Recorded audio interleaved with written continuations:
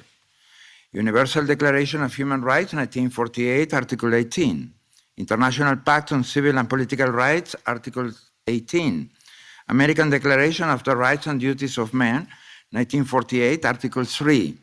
American Convention of Human Rights, Article 12.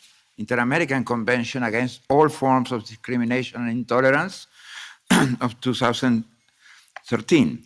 A secular state is essential for the guarantee of religious freedom because it establishes a reality in which diversity is guaranteed, with religious pluralism and respect for cultural particularities in a regime of coexistence. Religious freedom is incompatible with hate speech and discrimination. While the conscience of each individual must always be respected, the protection of the rights of others has led to the creation of limits. For example, the freedom of expression itself is formally restricted in Article 13.5 of the American Convention of Human Rights. The level of religious freedom in any given country is perhaps one of the most important indicators of democracy. If a person is not allowed to freely believe and express his or her religious belief, then there is no real democracy. The world does not face a clash of civilization, but a clash of ignorance sometimes. And so this is a good opportunity to launch and strengthen a positive human rights agenda that promotes religious freedom and peaceful coexistence. Religious freedom in our world, in our hemisphere, in our time, should not face obstacles. Our discussion shall not be one of a zero-sum logic or one that is guided by ignorance and fear, which often means the same thing. The defense of religious freedom should be synonymous with a culture of acceptance, diversity, and tolerance. Every human being has the right to exercise their own religion. However, no one has the right to impose their belief on others, directly or indirectly. Religious fanaticism accompanied with violence is completely unacceptable and contrary to the values of the inter-American system. I'm deeply concerned about the rise of anti-Semitism here and around the world. Anti-Semitism is exactly the opposite of the values and principles of religious freedoms that we are espousing and promoting today. Coincidentally, today is the 25th anniversary of the terrorist attack on the AMIA Jewish Community Center in Argentina, home of the world's sixth largest Jewish community. It remains the largest mass murder of Jews since World War II. If we want to defend religious freedom, we must confront and fight anti-Semitism and any other form of discrimination and intolerance. Hate, either manifested in words or deeds towards a person or another religion, is immoral. We must weaken hatred in its rhetorical state, and more so when it is translated into hateful crimes. We are far from immune to the voices and temptations that try to erode religious freedom. Effectively, fighting for religious freedom means fighting for democracy, for human rights, for stronger institutions, and a culture of respect and acceptance. The international community has a responsibility to promote religious freedoms and to counter any form of discrimination and xenophobia. There is absolutely no excuse for inaction. We congratulate the United States for bringing religious freedom to the forefront of the international agenda of democracy and human rights. We support these efforts, and the Organization of American States will continue to work together with the United States and other partners in the Western Hemisphere and around the world to strongly defend religious freedom and fundamental rights. Thank you very much.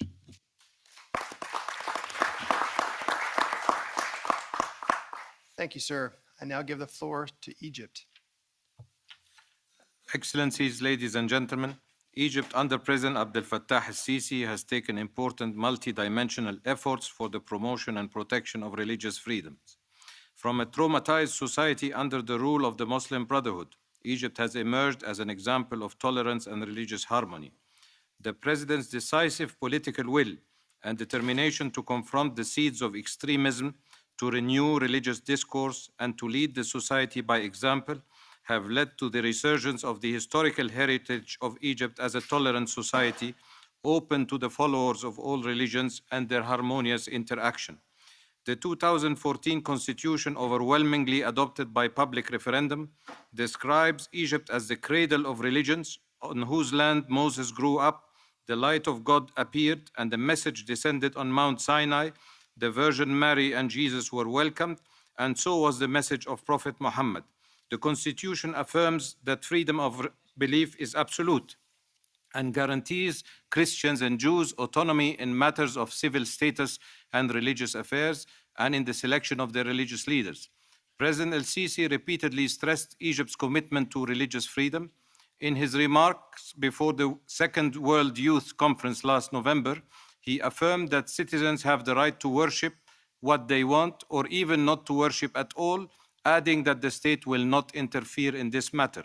President el-Sisi also institutionalized a regular tradition of attending Mass at the St. Mark Coptic Orthodox Church in Cairo. The largest cathedral of the Middle East, together with the largest mosque in Egypt, were inaugurated on the same day in the new administrative capital last January.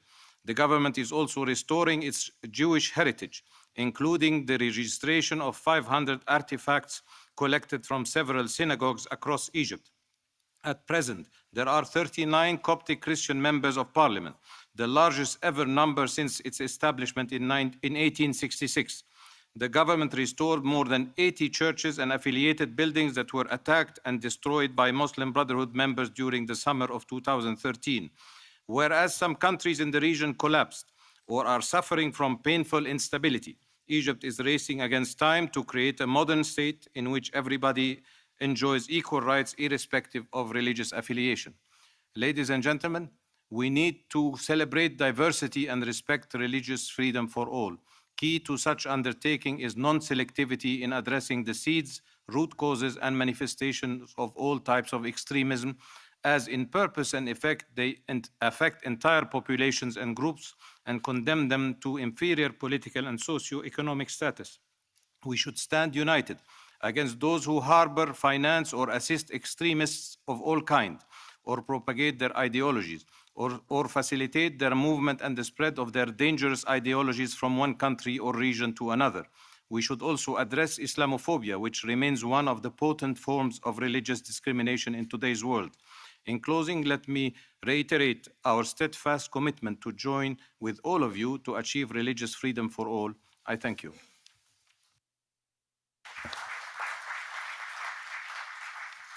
Thank you. I now give the floor to the Philippines. Excellencies and colleagues, I'm honored to once again represent the Philippines in this ministerial, which reflects the steadfast commitment of the United States and the other countries present here today to the cause of religious freedom.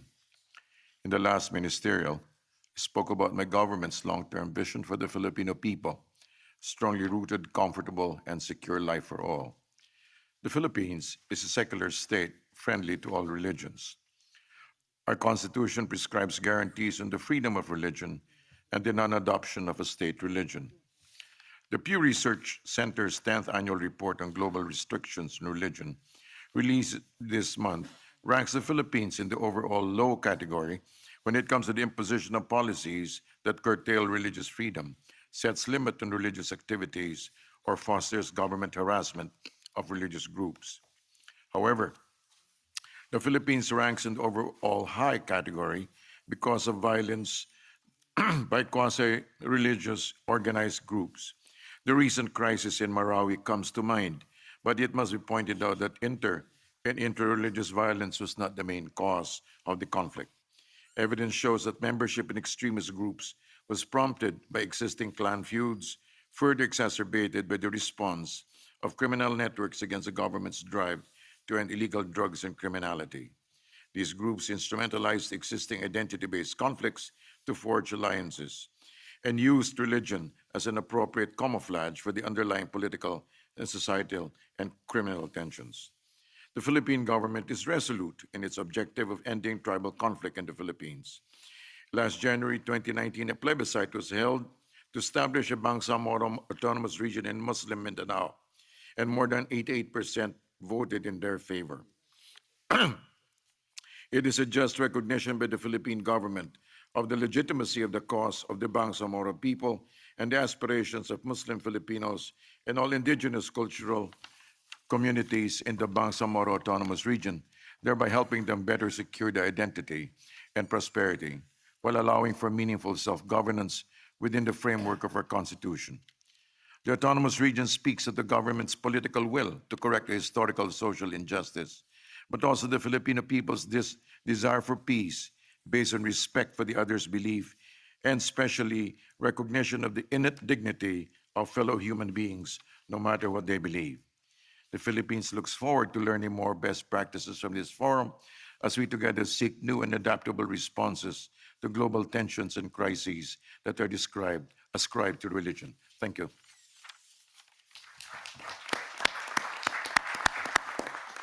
Thank you, sir. I now give the floor to Germany. Mr. Chairman, ladies and gentlemen, religion and freedom of religion or belief are of great importance to the German government. Creating the position of the Commissioner for Global Freedom of Religion, which I hold, was a conscious move by the German government to send a clear signal. We are closely monitoring the status of religious freedom around the world, and we are working to promote this human right. And this is the case for our human rights. There are no first or second class human rights. We also see the huge potential that lies in working with religious communities. That is why we have developed a strategy on religion as a partner in development cooperation. At the heart of every religion is a peace message. That is why we have established a task force focusing on the responsibility religions have as regards peace. We extend our support and commitment to all religions and faith communities that pursue peaceful goals. We are committed to all the people in the world. A special focus of our work is on Middle East and North Africa. For example, northern Iraq, roughly €1 billion in the last 5 years to support Christian, Yazidis, Muslims, Shabak, Kakai, and so on. Ladies and gentlemen, we want to forge alliances because we are stronger together and more credible. Thank you. Thank you, sir. Now turn to the United Arab Emirates. You have the floor. Okay. بسم الله الرحمن الرحيم. In the name of God, the compassionate, the merciful. أيها السادة Ladies and gentlemen, السلام عليكم ورحمة peace الله be وبركاته. upon you. يشرفني أن أنقل إلى محفلكم I'm honored to address this unique gathering and to convey greetings from His Highness Sheikh Khalifa bin Zayed Al Nahyan. I also convey to you his enduring commitment to support your efforts to spread peace and humanity. The United Arab Emirates has been a leader in the region in adopting a civilized vision of a tolerant society, thanks in part to our founding leader, the late Sheikh Zayed bin Sultan Al Nahyan, whose life was an embodiment of the values of tolerance and the spirit of humanity. We continue to build upon this original vision by developing innovative approaches. In this context, His Highness Sheikh Khalifa bin Zayed Al Nahyan has chosen 2019 as the year for the UAE to celebrate and advance tolerance. Educational and cultural initiatives have been launched throughout the state to build bonds of friendship and community.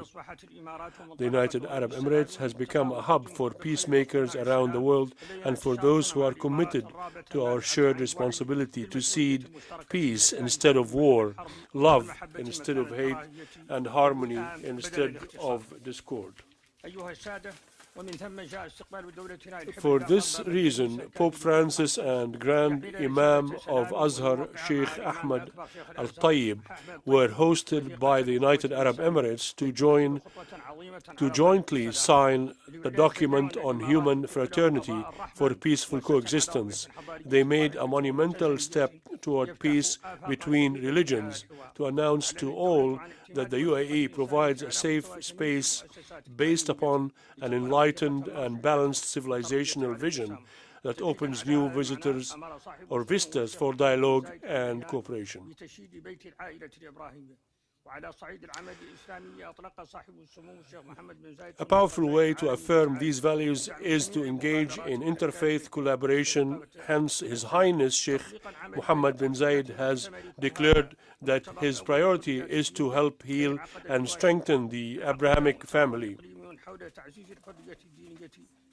As a practical step to implement recommendations of last year, Ministerial, we hosted in Abu Dhabi a regional conference on advancing religious freedom and the role of education and tolerance in the fight against extremism. We were pleased to have participation of the Honorable Ambassador Sam Brownback. Inclusion, the vision of our country, is fully committed to seeding tolerance in our homes, schools, works, and environments. Harmonious coexistence is the only option. Thank you very much.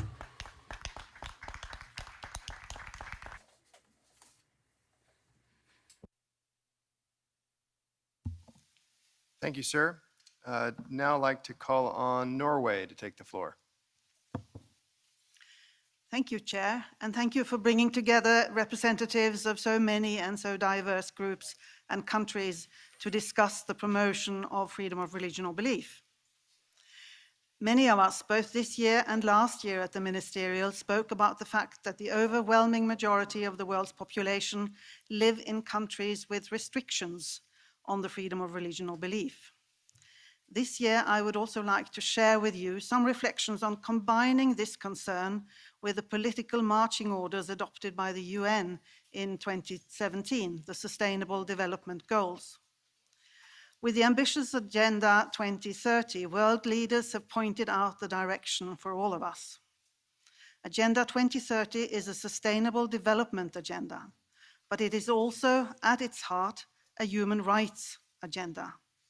And if we succeed in understanding and implementing them in tandem, we are in a much better position to deliver real results at home and abroad. In a short intervention, I will just highlight one of the Sustainable Development Goals, education. Education is a source of independence, of social and economic progress, and of democratic participation. But also, education is of critical importance in addressing prejudice and outdated misconceptions. Good educational programs based on a human rights framework, inclusiveness, and gender equality can foster tolerance, citizenship, democracy, and respect for freedom of religion or belief. The central premise of the SDGs is the obligation to leave no one behind and to secure all people equality in rights and dignity while pursuing political and economic development.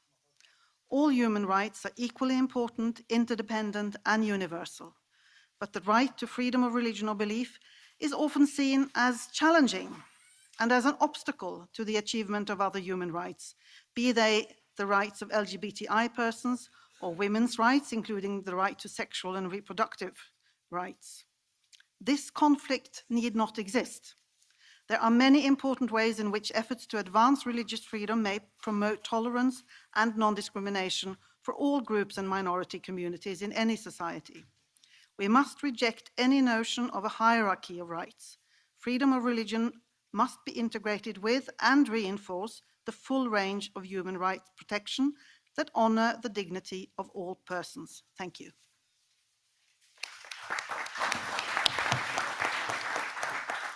Thank you, Ambassador. I now give the floor to Latvia. Thank you, Mr. Chairman, and let me begin by thanking the U.S. State Department and Secretary of State for organizing and hosting this event. We still have a long way to go before the freedom of religion is respected, promoted, and protected globally without exception. Therefore, initiatives and events such as the high-level conference in Washington are always welcome and necessary for achieving progress.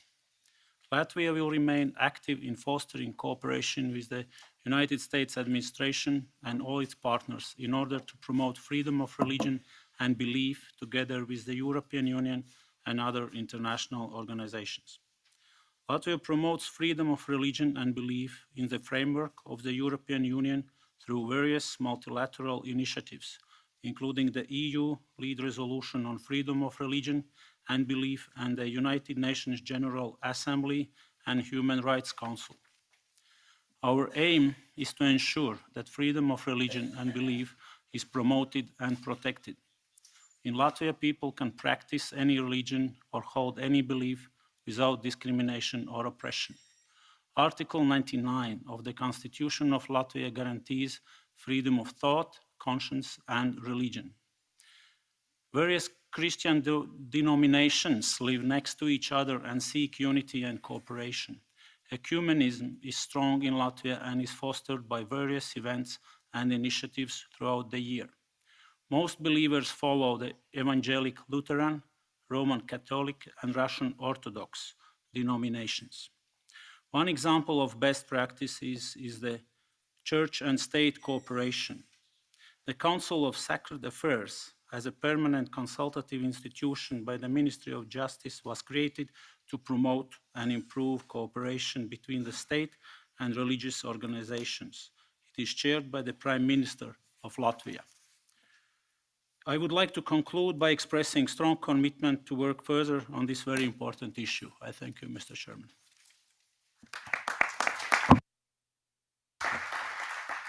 Thank you, sir. I now give the floor to Denmark. Ministers, Excellencies, ladies and gentlemen.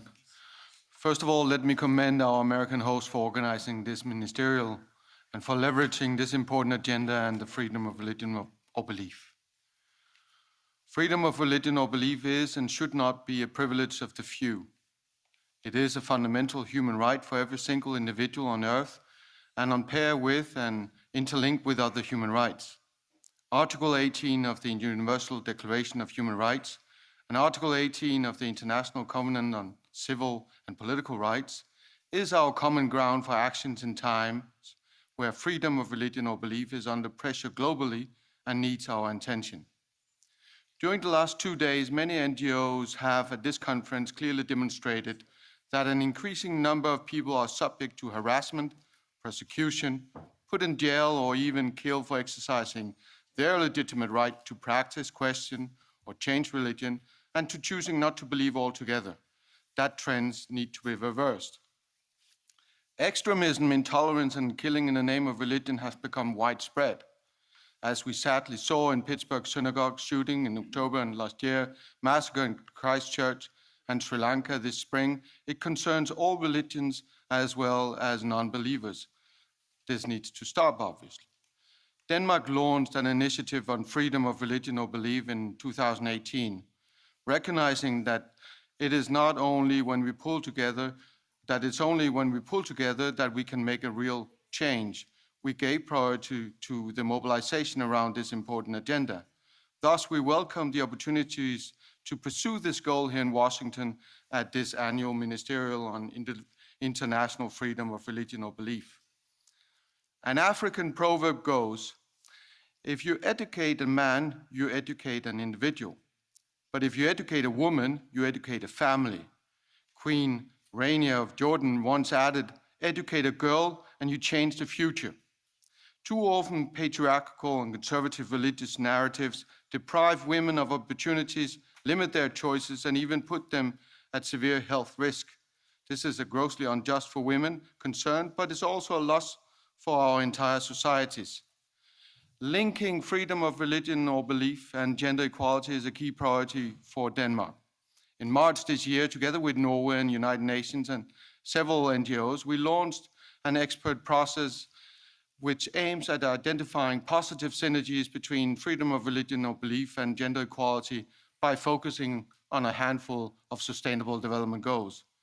Freedom of religion or belief is one of our key priorities for being a member of the United Nations Human Rights Council, and our hope is that our work for promoting freedom of religion or belief will feed in to thematic discussions next year, which gives us perhaps the possibility to avoid the traditional conflictual statements on this subject. For us, it's essential to cooperate with religious actors and civil society to prevent conflict and to enable reconciliation once damage is done. Also, we need support from religious actors to defend human rights defenders and persecuted religious minorities. Moderate forces from all faith communities must work together. Freedom of religion for all, by all, and everywhere should remain our common goal. Thank you very much.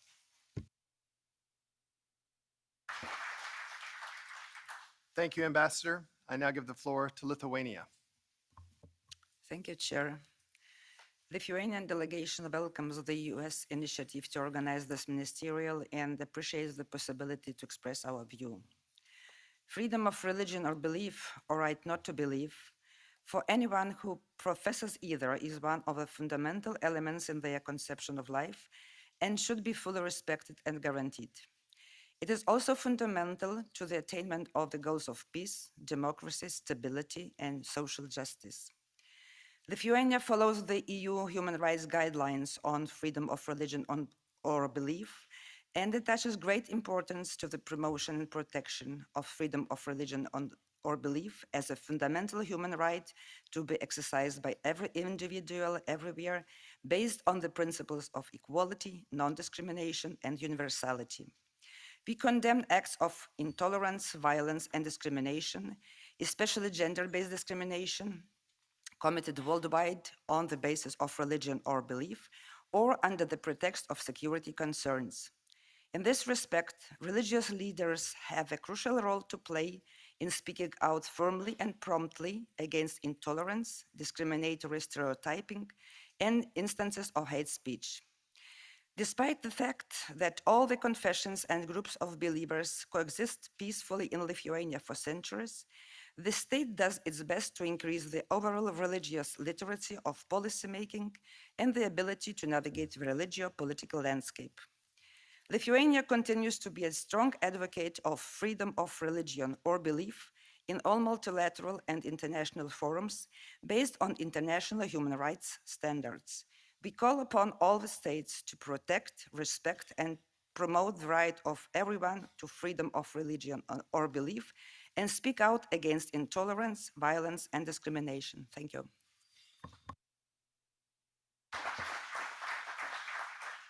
Thank you, Ambassador. I now give the floor to Spain. Muchas gracias. Thank you very much, and good afternoon.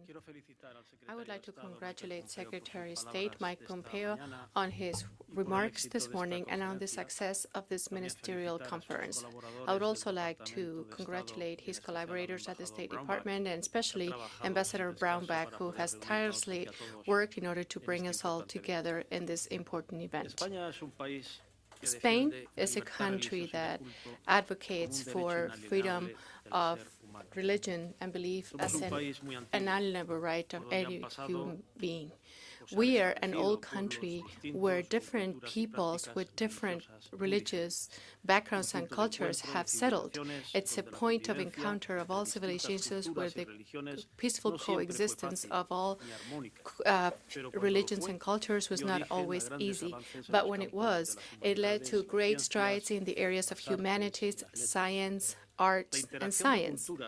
The interaction of cultures, when aimed at a common objective, always results in prosperity and richness, both at the intellectual and economic levels.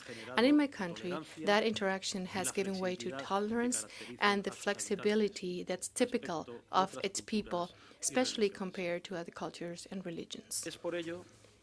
That is why Spain, in 2004, launched the Alliance of Civilizations Initiative, which is a key tool in current times where we see the resurgence of violent extremism, fundamentalism, and the manipulation of religious feelings to justify terrorist activities and the violation of the most basic human rights.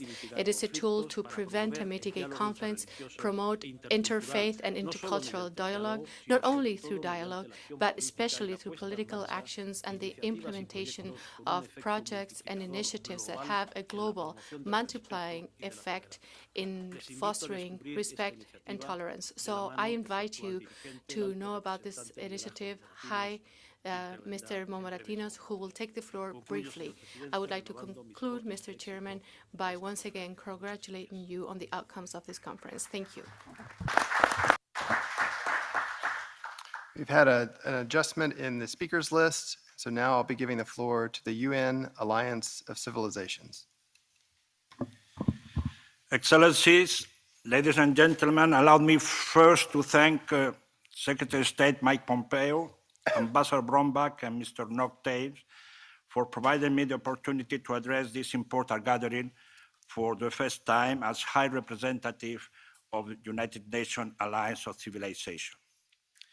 This morning, my dear friends, Secretary of State Mike Pompeo announced two important events in his address. First, he said that religion freedom should be a priority for the United Nations. And then he added, let's create together an alliance for religion freedom internationally. These two important commitments are totally enshrined in the work and activities of the United Nations Alliance of Civilization. Yes, my dear friend, a time when people are in despair, uprooted from their home or suffering injustice of destitution, faith has often been their anchor and the place they turn to for consolation. Indeed, faith is central to hope and resilience. That being said, faith actors and religious leaders play an indispensable role in social mobilization in fostering this spirit of tolerance, mutual respect, and peaceful coexistence. At the same time, all religions are tied to one another in a fundamental and indelible fashion. This brings me to the UN Plan of Action to Safeguard Religious Sites. The plan had been entrusted by UN Secretary General Antonio Guterres in my capacity as High Representative for the United Nations Alliance of Civilization. To elaborate, since last March, the attack on Muslim worshippers at Christchurch, New Zealand, was an alarm bell to all of us. The violent and terrorist attack that followed on Christian and Jewish worshippers in the US and Sri Lanka was a stark reminder of the urgency to act fast to prevent such acts of violence and intolerance based on religion or belief, including against persons belonging to religious minorities around the world. One of the main blocks of this plan of action is advancing religious pluralism, cultural diversity, and instilling the values of mutual respect and citizenship rights. The plan offers a comprehensive counter-narrative to violent extremism conducive to terrorism that complements security measures and hardcore action. It contains key issues and action-oriented recommendations for all relevant stakeholders related to prevention. In this juncture, and once the plan is approved by the UN Secretary General and launched to member states, I intend to have a series of meetings to discuss the implementation phase. I would like to propose that one of these meetings should take place here in the United States, where all stakeholders, including state and non-state actors, convene and discuss how we can collectively work together to prevent the recurrence of such violent and terrorist acts. We, the Alliance of Civilization, is also ready to work with the United States and other actors to protect and defend religious minorities, especially in the Middle East. Let's work together to win this essential challenge. Thank you.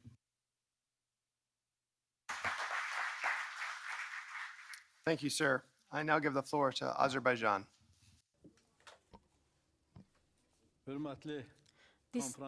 Distinguished guests, ladies and gentlemen, I would like to extend our utmost gratitude to Secretary Pompeo, Ambassador Brownback, for inviting us and hosting this very important and timely gathering to advance religious freedom worldwide.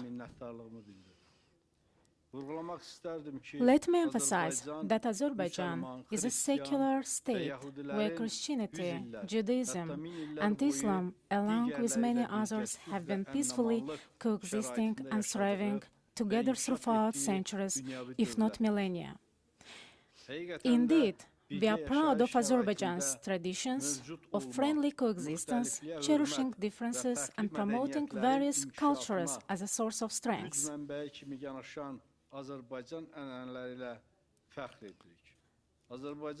To reinforce these traditions, the government of Azerbaijan conducts consistent policy empowering religious communities to grow and prosper.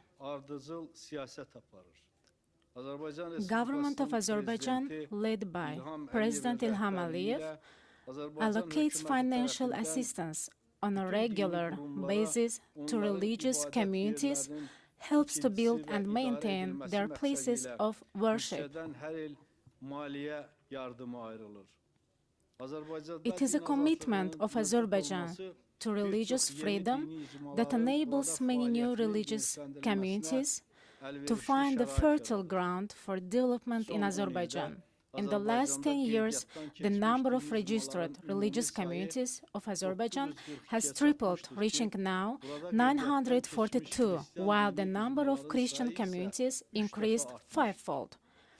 I am sure that by the time of the third ministerial, the number will be even much bigger than today. Peaceful coexistence of religious communities is an approach that should be cherished and strongly supported by all countries, and Azerbaijan is ready and willing to closely work with other countries to share its unique experience. On an international stage, Azerbaijan has proven that a predominantly Muslim society can have no record of anti-Semitism and be a trusted partner of Israel, proud member of Organization of Islamic Cooperation, and capable host of international religious events to promote interfaith dialogue.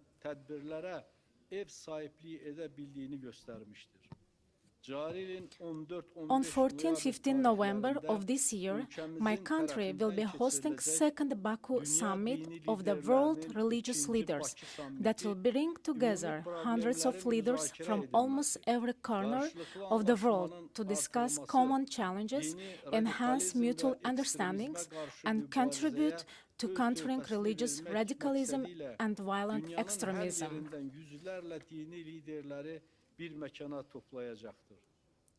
I am sure that Baku summit will be also benefiting from the conclusion of this ministerial. As an international community, we have a moral obligation to ensure that religion serves the spiritual enrichment of our societies, while preventing it from subordination to narrow political objectives.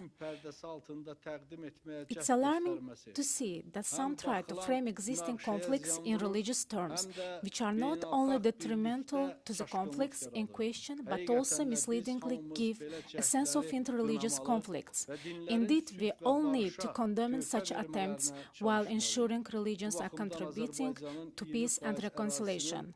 In this regard, we believe that both Christian and Muslim religious leaders have a positive role in resolving the conflict involving the occupation of Azerbaijan territories and helping 1 million of forcibly expelled innocent civilians to return to their homes. Despite the ongoing conflict against Azerbaijan, we have also Armenian Apostolic Church and its followers in Azerbaijan as confirmed by the State Department Religious Freedom Report.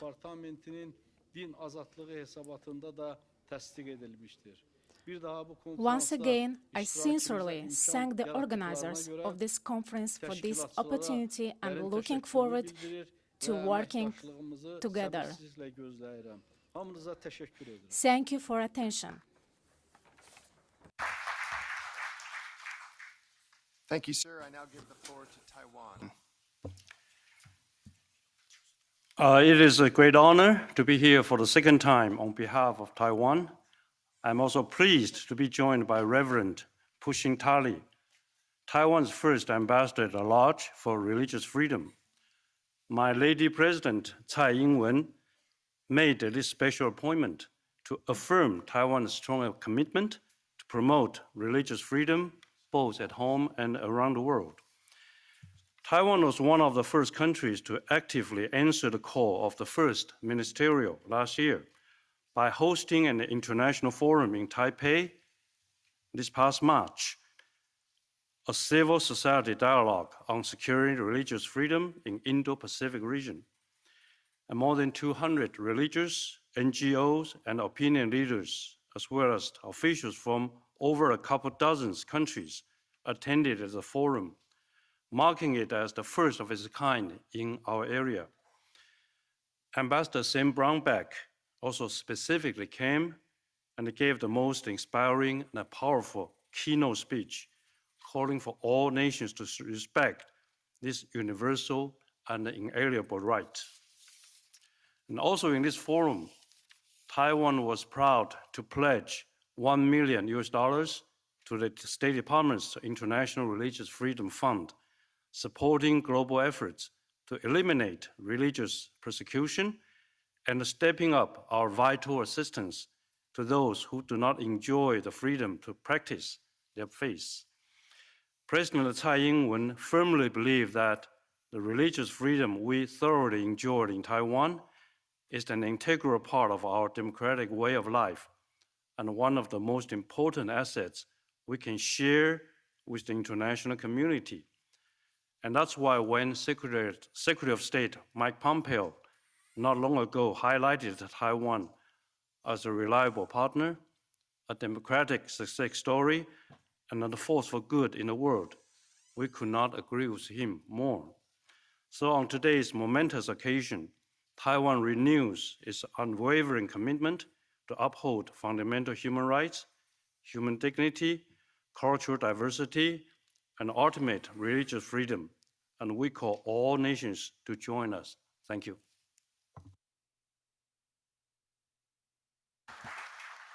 Thank you, sir. I now give the floor to Switzerland. Excellencies, ladies and gentlemen, Switzerland congratulates the United States for hosting this important meeting. We particularly value the efforts and initiatives launched at last year's first Ministerial.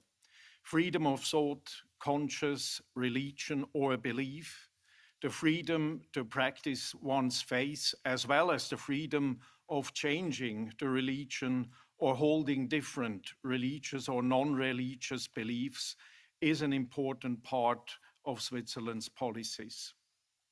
Peaceful coexistence and mutual respect between different religious, linguistic, and cultural groups are part of our values. As a multicultural and multilingual society, Switzerland is particularly committed to promoting inclusive societies.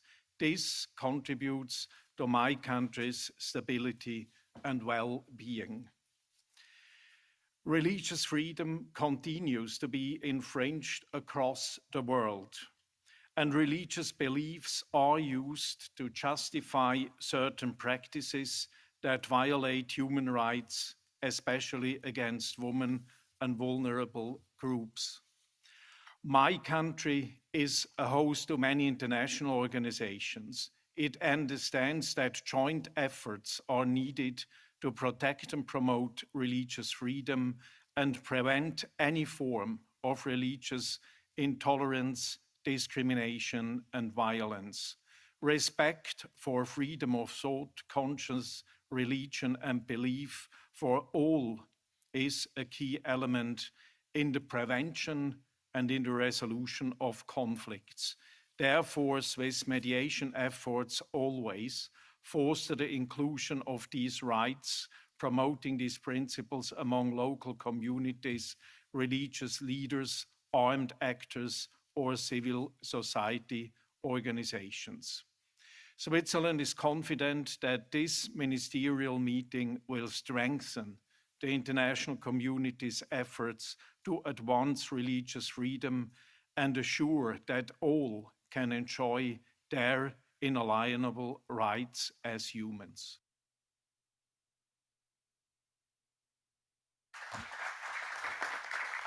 Thank you, Ambassador. I now give the floor to Albania. Mr. Chairman, ladies and gentlemen, on behalf of the Republic of Albania, I would like to thank Secretary Pompeo for the invitation to this ministerial by giving us the opportunity to discuss and exchange views on the freedom of religion as one of the fundamental rights and freedoms closely related to the protection and promotion of the human rights, security issues, and cultural diversity. The second ministerial, hosted by Secretary Pompeo, clearly demonstrates the strong commitment of the US government to end religious violence and combat religion persecution and discrimination, all of which are linked with sustainable development and democracy throughout the world. Albania firmly believes that the promotion of religious freedom remains a cornerstone of the fundamental rights of any human being. Interfaith harmony and religious tolerance should not be seen as a beautiful dogma, but as a pragmatic way of peaceful coexistence, which is exactly how it is considered in Albania. In this framework, allow me to highlight Albania's policy vis-à-vis religious freedom. Albania is a small country, but with a strong tradition in interreligious harmony. There are 5 religious communities in the country whose peaceful coexistence is also highlighted and praised by the Human Rights Council and other international organizations and bodies. Albania has an interreligious council, a body comprised of all 5 religion leaders. We are proud to say that this council was awarded last year by the Polish government for its effort to encourage and preserve interfaith harmony in the country. Albanian society is aware that this common value of religious harmony is something which needs to be protected and nourished each day. Therefore, we are providing an educational approach which respects community with different religion affiliation, so that dialogue and cooperation might be further promoted and strengthened. To this effect, the government of Albania has included specific curricula in the Albanian school system to provide youth with a proper knowledge on the culture of regions. Respect for human rights, including religious freedom and expression of thoughts, is a prerequisite of a country's social and economic development. Therefore, Albania has invested tremendous time, energy, and resources in building a regional network of coordinators and institutions focusing on countering violent terrorism.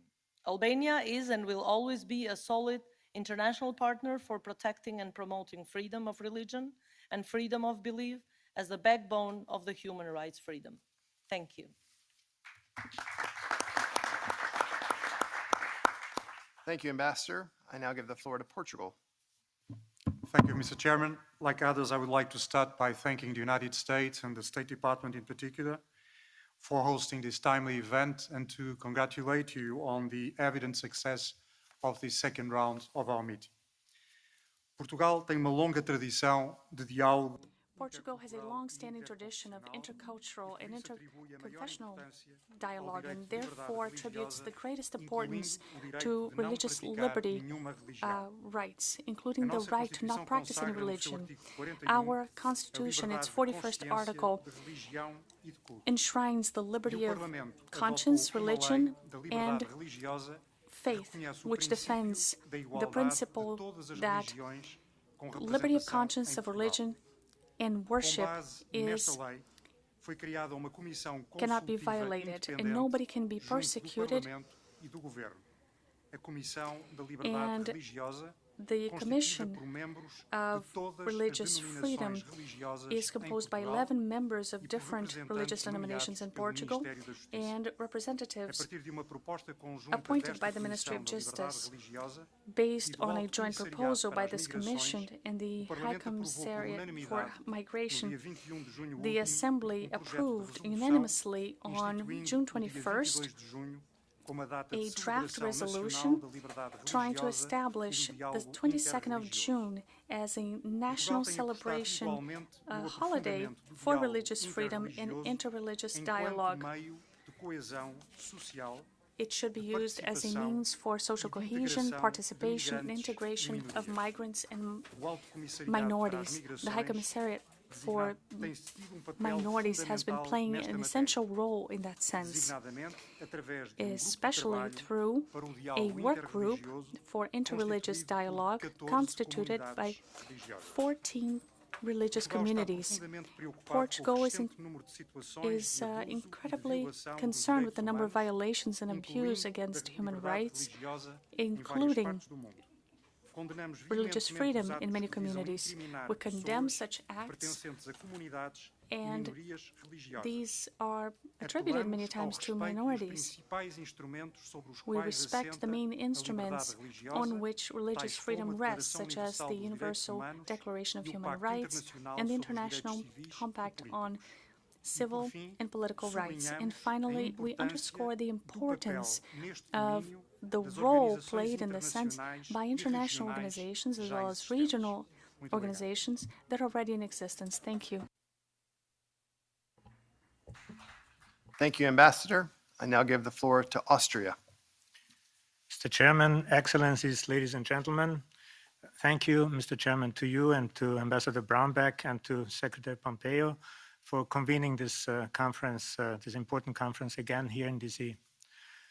Austria highly values and protects freedom of religion or belief. Austrian high courts and the European Court of Human Rights guarantee that freedom of religion or belief and other human rights are kept in balance and remain unviolated. Working towards reinforcing a cohesive society, Austria emphasizes the role of education to combat discrimination, intolerance, and extremism. In the framework of the Dialogue of Religions, Austria set up an interreligious dialogue platform in 2014, encompassing representatives of all 16 recognized religious and faith communities in Austria. In October 2015, a joint declaration on combating the abuse of religion to justify violence was adopted unanimously. In order to address new forms of anti-Semitism, target group-specific measures within migrant and refugee communities remain at the center of Austria's integration policy. Moreover, Austria has had a pioneering role recognizing Muslims as a religious community. The Islam law was passed already in the time of the Habsburg monarchy in 1912 and was updated recently in 2015. It defines rights and obligations for Islamic religious communities, for instance, pastoral care in state facilities like hospitals or prisons. Freedom of religion or belief also constitutes a foreign policy priority for Austria, both at the bilateral and the multilateral level. Thus, the promotion of tolerance and non-discrimination was one of Austria's focus areas during her OSCE chairmanship in 2017. In this context, Austria is aware of her special historic responsibility and has repeatedly affirmed a zero-tolerance policy against any form of anti-Semitism. More specifically, as EU presidency in the second half of 2018, Austria led the interior ministers of the 28 EU member states to adopt a first-ever declaration of the EU Council on the fight against anti-Semitism and on securing Jewish life in Europe. To conclude, I would like to underline once more that freedom of religion or belief is a universal human right that we need to promote jointly. It must not be a privilege for the few, but a right belonging to every individual on the globe. Thank you for your attention. Thank you, Ambassador. Now I give the floor to the Marshall Islands. Excellencies, ladies and gentlemen, on behalf of the Republic of the Marshall Islands, I wish to thank Secretary of State Mike Pompeo for hosting such an esteemed group of like-minded leaders. The Republic of the Marshall Islands is pleased to be invited to this important forum, and we join and affirm all 9 of the outcome statements. Freedom of religion is an important pillar of our own national constitution and Bill of Rights, but it is also embedded as a universally recognized global human rights standards. Since the arrival of the first missionaries on our shores in the 1800s, our people have enjoyed religious freedom. There are over 15 different religious denominations in the Marshall Islands, including Muslims, that coexist peacefully. But as we have learned from our brothers and sisters in New Zealand, coexistence does not guarantee freedom from religious extremism. All societal actors must band together and work diligently and proactively to protect our people from extremism and religious persecution. Our actions today will determine the future of peace, stability, and prosperity for our countries. In our own Pacific Island nation, freedom of religion and religious tolerance is not just a legal concept, but also a visible reality. We join the wider concern that religious principles have been abused to promote violent extremism and that places of worship have been targeted. We heard moving testimony from some of the survivors of these atrocities in places such as Philadelphia, San Diego, Sri Lanka, and closer to my home country, New Zealand. Let us all mark August 22 as a day to remember and to remind ourselves that we must guarantee and protect religious freedom for all. We also remain concerned regarding particularly severe restrictions upon religious freedom as expressed in the outcome statements on Myanmar, Iran, and People's Republic of China. Our country has assisted in providing safe haven for those who avoid religious persecution, such as the Uyghurs. All of us, irrespective of size, can help do our part. In particular, we remain concerned regarding threats to human rights defenders, including those named in these document statements. We have affirmed the UN Declaration on Human Rights at its 20th anniversary last year, but more has to be done to turn political commitment into action. The goals of human rights defenders are a key pillar of any society which seeks freedom, including freedom of religion, and which is committed to tirelessly working towards the achievement of basic human rights, no matter the hurdles. To conclude, I reaffirm the Marshall Islands' commitment to religious freedom, and we will continue to do its part to ensure that protection and advancement of religious freedom in our region and worldwide. The Marshall Islands will propose to our regional leaders to hold a similar forum in our region. Thank you.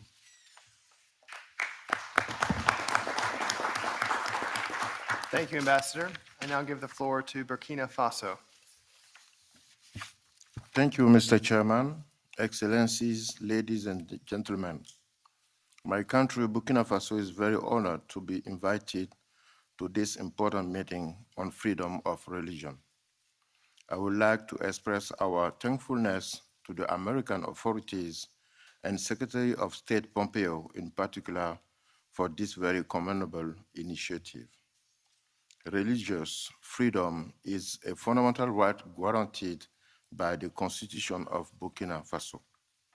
In addition to the text, the government has made the promotion of the culture of tolerance and peace a national priority and has increased advocacy activities in this regard. The government's efforts are usefully complemented by civil society actors and religious leaders who all promote religious freedom and living together in diversity. For example, for years now, religious leaders have been involved in an interreligious dialogue, which is highly appreciated by all the country's religious communities and aims at preventing religious conflicts. Unfortunately, as you know, my country and others have been experiencing a wave of terrorist attacks since 2015, both in urban and rural areas. But the government is tackling it with determination. It is supported by partners such as the United States. I welcome their commitment to Burkina people. In recent months, terrorist groups have increased attacks on places of worship and religious leaders, killing several peoples with the aim of undermining this much-loved and exalted cohesion between religious communities.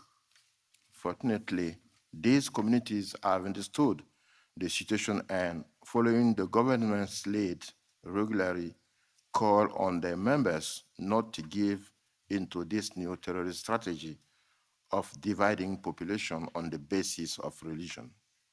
Since the government of Burkina Faso is aware of that, the promotion of religious freedom is a guarantee of social cohesion. It will continue its efforts in this perspective in synergy with the other actors. So in this regards, we ask for your assistance to stop terrorism, a form of persecution of religious freedom. Thank you very much.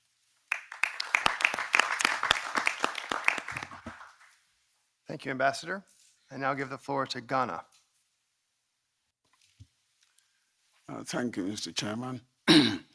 Ghana is privileged to make an input at this conference. Ghana's population is 58% Christian, but the country is a secular state. And religious freedom like other freedoms, is guaranteed under Article 5 of the Constitution.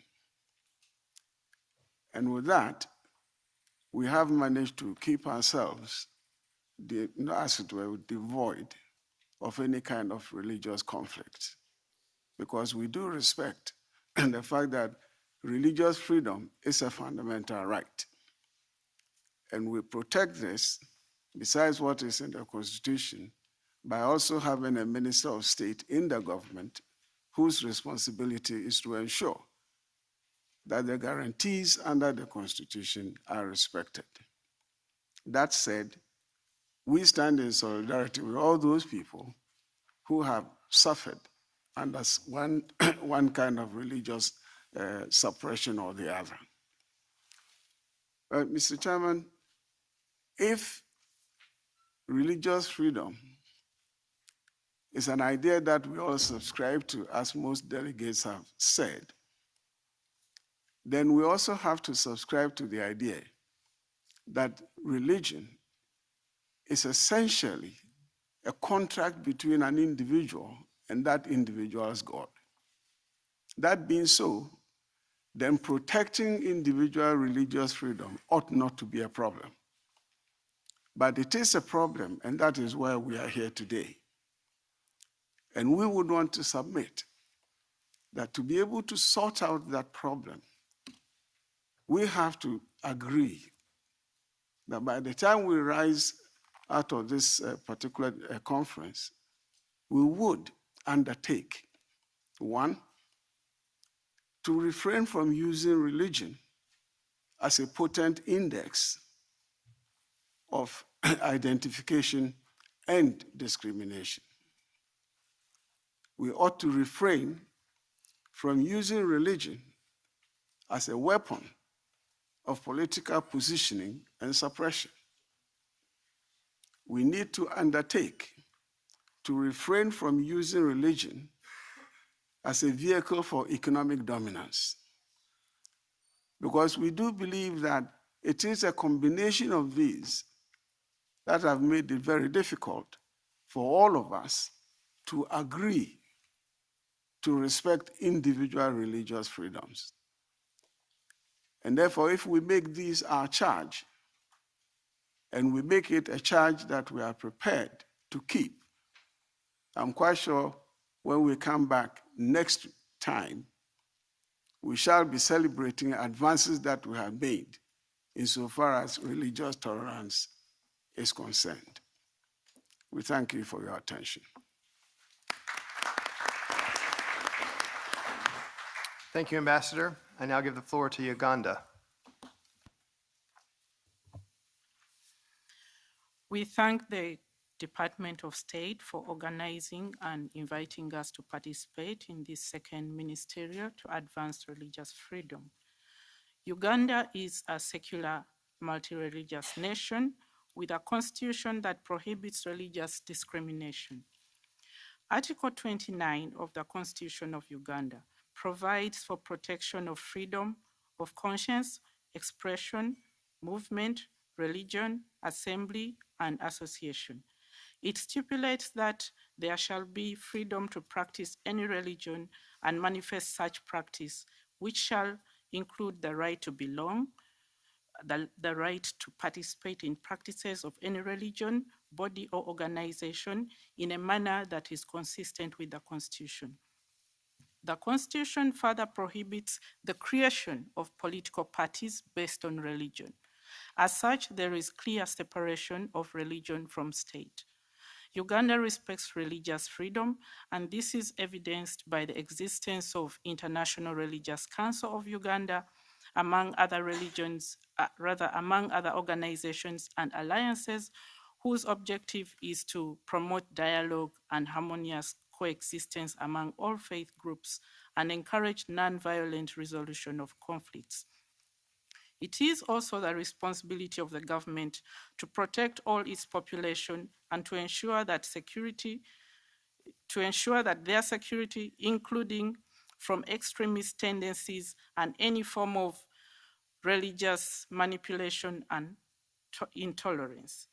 In pursuance of this responsibility, the government of Uganda, under the NGO, that is Non-Governmental Organizations Act of 2016, requires religious groups, faith-based organizations, and non-profit organizations to register as legal entities. This ensures that they are accountable to their members and followers and also adhere to the objectives for which they were registered. The government of Uganda recognizes and appreciates the contributions made by faith organizations towards nurturing peaceful coexistence among people. The government of Uganda is committed to working with all peace-loving people in advancing religious freedom and protecting human rights. It is, above all, committed to the respect for international conventions on respect for human rights. Thank you for your attention. Thank you, ma'am. I give the floor to Ireland. Mr. Chairman, Ambassador Brownback, Excellencies, fellow delegates, historically, the desire for religious freedom helped shape Ireland's separate national identity, and a strong commitment to religious liberty has always been one of our state's firmest principles. Last year was a significant milestone for the international community, 70 years since the adoption of the Universal Declaration of Human Rights, which laid down a set of rights to which we are all entitled by virtue of our very humanity. Among the rights enumerated in the Declaration was that of freedom of thought, conscience, religion, and belief. The promotion and protection of human rights is and has always been a cornerstone of Ireland's foreign policy, and we engage actively at a bilateral and multilateral level to defend these human rights and fundamental freedoms, including the right to freedom of religion and belief. As a strong supporter of the multilateral system, Ireland values highly the opportunities presented by active participation at the United Nations, particularly the Human Rights Council, to advance our values in a respectful engagement with other countries. We consistently support resolutions on freedom of religion or belief, most recently at the UN General Assembly in December 2018. We also avail of the Universal Periodic Review process to raise with other countries their compliance with international human rights treaty obligations with regard to human rights and freedom of religion. At an EU level, Ireland is committed to the implementation of the EU Action Plan on Human Rights and Democracy, which provides for the protection and promotion of religion and belief. Mr. Chairman, we cannot expect higher standards from other countries than those we are prepared to abide by at home. And I'm proud that despite the demographic transformation of Ireland with the impact of immigration on our country, that Ireland has not become a cold place for those who form part of minorities in our society. On the contrary, I think we have become a country which has embraced diversity and tolerance of difference, accepting people of all faiths and people of none. Finally, Chairman, I want to recall that since last year's meeting here in Washington, the people of Ireland voted to remove the offence of blasphemy from the Irish Constitution. Now, while there had been no successful prosecution in this area for more than 150 years, this decision sends out a strong message that laws against blasphemy do not reflect Irish values and that Ireland does not believe that such laws should exist. Thank you very much. Thank you. We'll now recognize. Obrigado. Com a palavra, Gâmbia. Thank you very much. Muito obrigado. Mr. Chairman. Obrigado, Sr. Presidente. Nós também gostaríamos de aproveitar essa oportunidade para agradecer os Estados Unidos pela sua liderança e visão ao organizar essa conferência tão importante pelo segundo ano consecutivo. É muito importante. Fica claro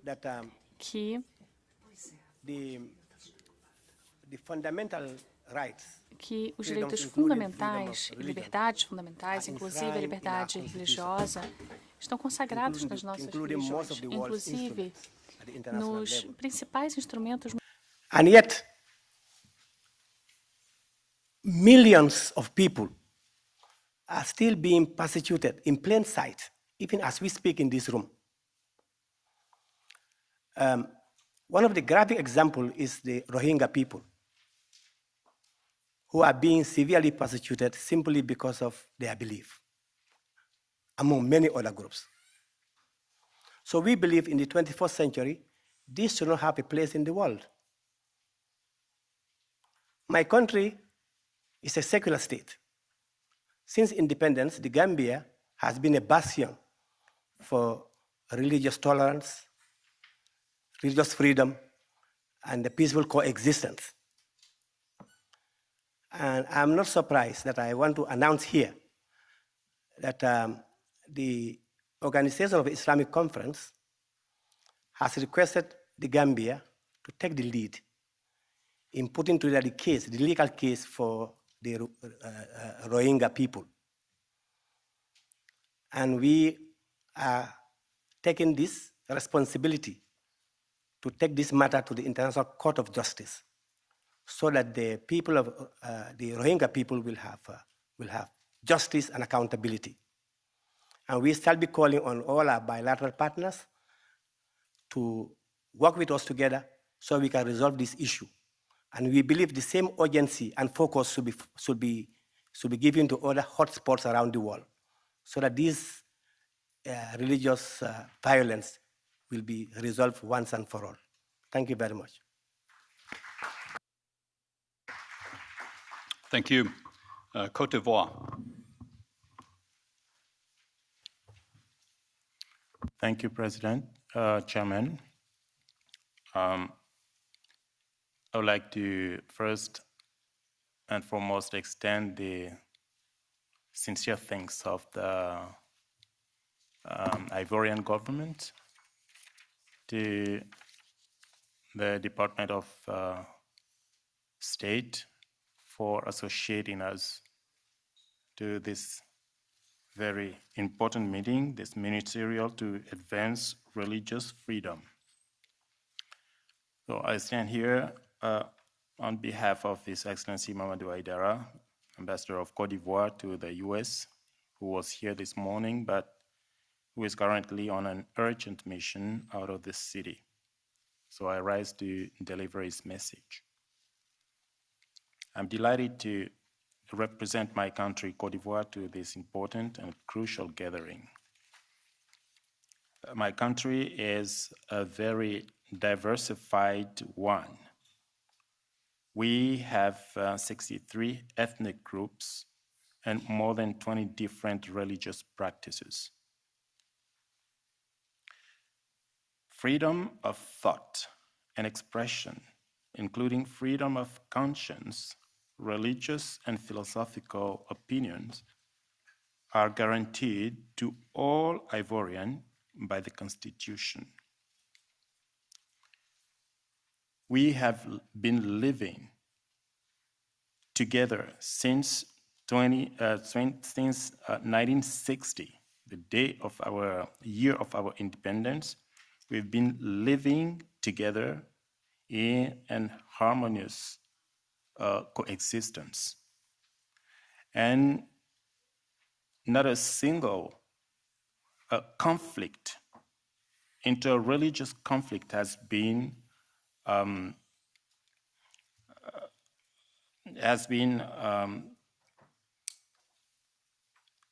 noted since 1960. So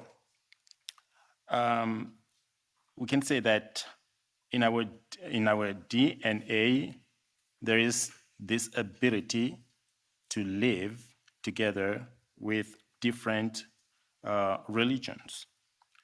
So our freedom and religion, freedom of religion is self-regulated by our diversity and an interfaith commission composed of all representatives of different religions. So Côte d'Ivoire supports any initiative aiming at bringing people together and making them live together in peace in spite of their difference of religion. Thank you very much for your attention. Thank you. Chair now recognizes Cyprus. Ambassador Brownback, Mr. Chairman, thank you. I wish to thank you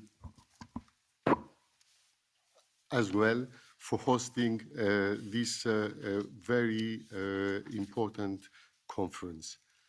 The religious mosaic of Cyprus, my country, constitutes a miniature of the world's religious mosaic and by extension, the spiritual values of life.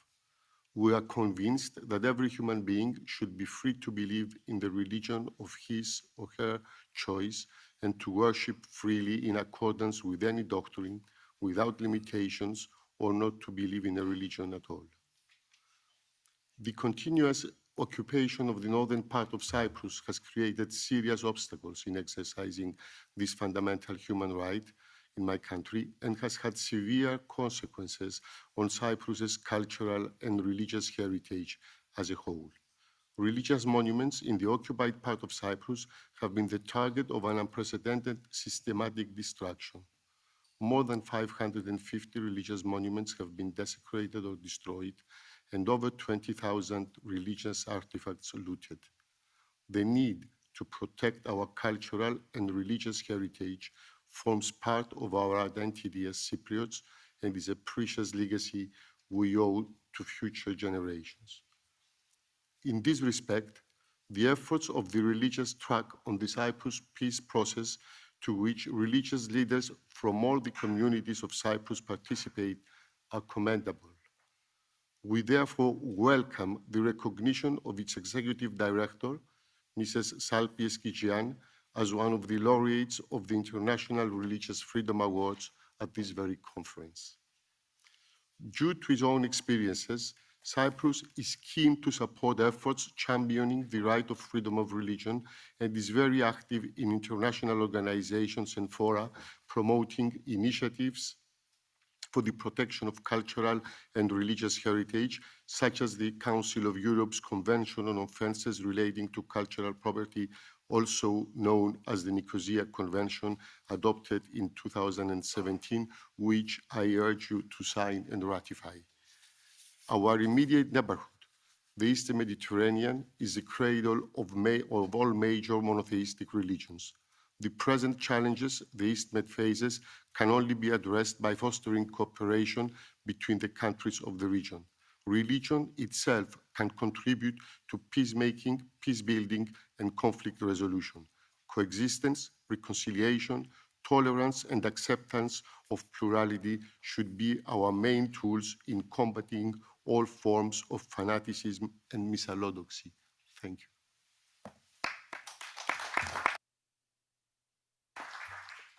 We'll now recognize Australia.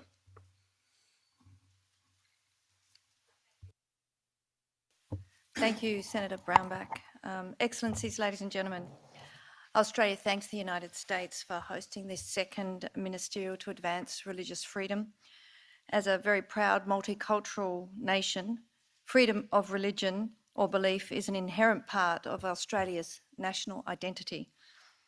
We firmly believe that all people should be free to choose their religion and be entitled to express and practice their beliefs without intimidation or interference, consistent with international human rights law. The right to freedom or thought, conscience, belief, and faith makes our societies richer, deeper, and ultimately more compassionate. On the 22nd of November 2017, the Australian government appointed an expert panel to examine whether Australian law adequately protects the human right to freedom of religion. The expert panel's report on this religious freedom review concluded that there is an opportunity to further protect and better promote freedom of religion under Australian law and in the community. The Australian government has committed to implementing the recommendations of that review, including by introducing a religious discrimination bill at the federal level. Promoting freedom of religion or belief is also a priority of Australia's Human Rights Council membership. Australia continues to advocate for individuals in all countries to enjoy this fundamental human right in line with international human rights law. We have done this consistently in the UN Human Rights Council, but also through government-to-government engagement, collaboration with civil society, and the provision of development assistance. Australia considers all human rights to be universal, inalienable, and indivisible. Building respect for all human rights into the fabric of society ensures our community's peace and prosperity. This ministerial is a valuable opportunity for civil society, governments, international organisations and other stakeholders to come together to explore how best to promote and protect the human right to freedom of religion or belief. Australia looks forward to continuing to cooperate with you all to ensure the human rights of all people, including the right to freedom of religion or belief, are protected around the world. Thank you. Thank you. Chair now recognizes Paraguay. Gracias, presidente. Nuestro reconocimiento. Thank you, President. Thank you, Chair, and our recognition to the United States and the Department of State on organizing this conference and on your hospitality in convening the second ministerial meeting. The Republic of Paraguay, in its national constitution, guarantees the freedom of religion and recognizes the rights of people to choose and practice their religion of their choice with no kind of limitation or discrimination. It also enshrines ideological pluralism as a feature of the trait of our society, and it recognizes the main role the Catholic Church plays in our cultural heritage. It also provides for the relationship between the state and the church be based on the principles of independence, cooperation, and autonomy. In the educational area, we ensure the right to teach and the right to education, giving private institutions the possibility of offering religious education, but this does not go for public schools. As far as indigenous peoples go, they are recognized the right to express their religion freely, the right to preserve and develop their ethnic identity in their habitat, and the right to show their customs. In 2009, Paraguay established a permanent interfaith dialogue coordinated by the Ministry of Education and Science. Its main focus is to promote and facilitate communication between and among religious communities in order to contribute to a better interaction. Paraguay understands that it's up to the state to ensure the actual right to freedom of worship and belief. And this goes, and all community religions must join efforts in order to protect these rights. As members of the international community of nations, we are concerned about and condemn the ongoing acts of violence that we see. And we are concerned about the increase in religious extremism, incidents of hatred, discrimination, and stigmatization of people for religious reason without enough guarantees, especially against Catholics and Christians. That is why we celebrate the United States leadership in this area. This forum, like today, enables us to become more aware and work for a more tolerant world where every human being could express their faith freely with no fear. Thank you.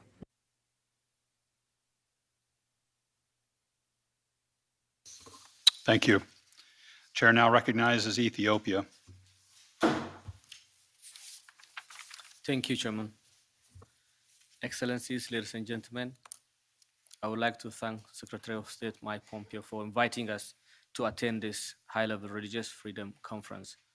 Religious freedom is amongst the most important human rights. We learned that the United States Constitution recognized the importance of religious freedom so much that the First Amendment to the United States Constitution was written to guarantee of religious liberty. among others, and prohibit governments from interfering in the free exercise of religion and establishing religion. We believe this has contributed a lot in building strong democratic and peaceful society and in bringing prosperity to the United States. Ethiopia has been giving due attention to religious freedom as one of the first ancient countries in the world that welcomed Christianity, Muslim, and Judaism from their countries of origin while maintaining harmoniously homegrown traditional beliefs. Ethiopia has a long history of coexistence among different religious groups. Anyone can exercise his or her religious faith without objections or interference from the other. Even in the course of history, we have witnessed when people from one religious faith protecting and giving shelter to others. However, we also had challenges at different stages, and therefore such global partnership and solidarity is very important. In line with our long tradition, the current Ethiopian constitution guarantees religious freedom. Our new Prime Minister is also committed to promoting interfaith and intrafaith dialogue among religious groups. He has made significant breakthroughs in bringing together different faiths to harmoniously work together in serving their followers. Ethiopia is committed to work with you all of you, to promote coexistence and tolerance amongst the followers of different religious beliefs, as well as the right to individuals to practice their religion. We believe this kind of ministerial is very helpful to amplify the awareness among the societies and governments in advancing religious freedom. On behalf of the government of Ethiopia, I would like to express our strong solidarity in ensuring freedom of religion. I thank you.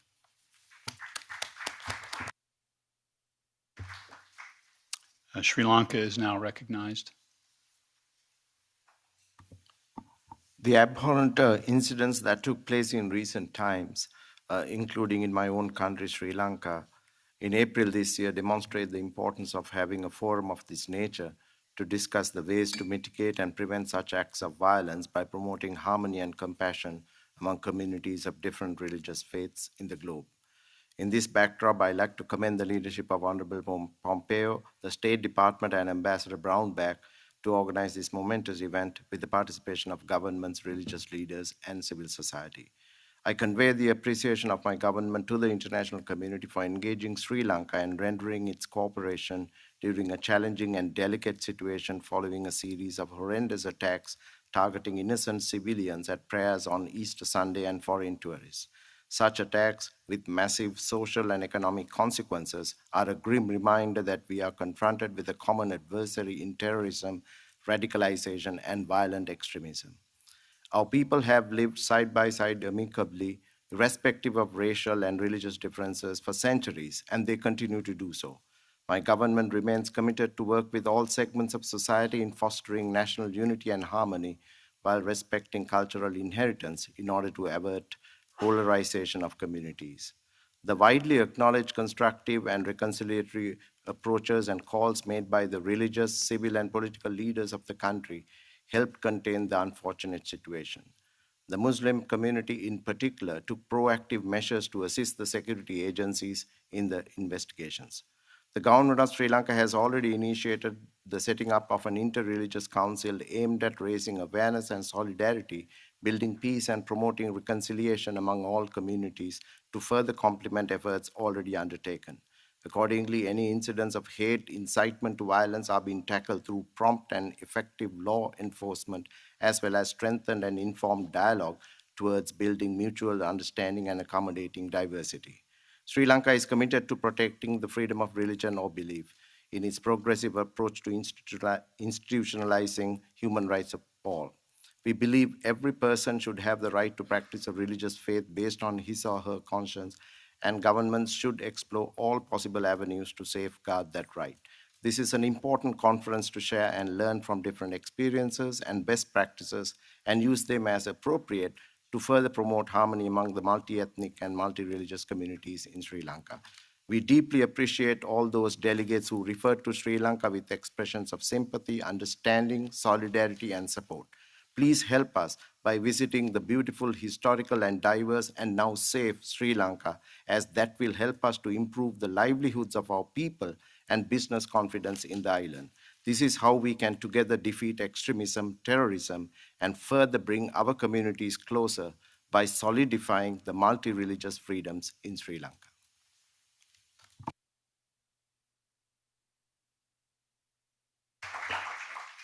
Thank you. I recognize the country of Chad.